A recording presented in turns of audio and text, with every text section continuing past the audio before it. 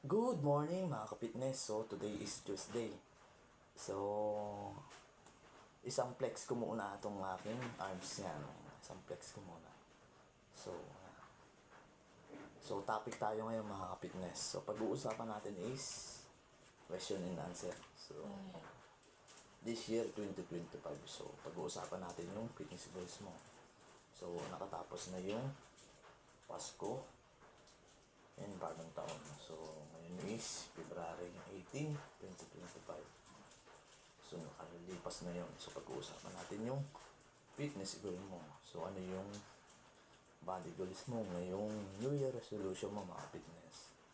So, ngayon pa lang, mag-start ka na mag-training. So, tuloy-tuloy lang. Then, consistency. Sabi nga nila is consistency is the key success. So kung consistent ka sa training and hard work, then marunong ka magdisiplina. Yan, tapos quality yung tulog mo, 7 to 8 hours. So mas mabilis mo ma-achieve yung iyong body goals or fitness goals. So kailangan mo lang talaga maging consistent mga fitness. Then yun nga, high intensity workout. So hindi dapat mawawala yung high intensity workout. Then discipline. So kailangan mo maging disiplina sa iyong sarili. Yan.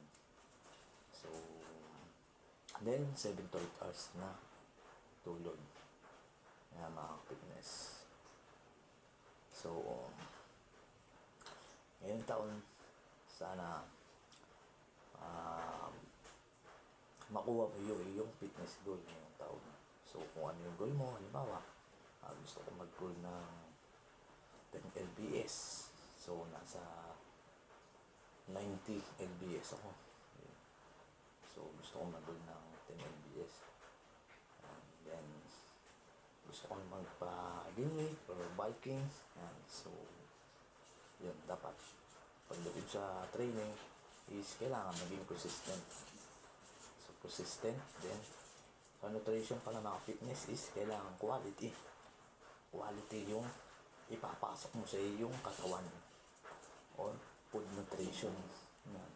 Para maging maganda yung iyong build ng muscle. Yan. Yan ang mga fitness, kagaya nitong aking arms. Yan.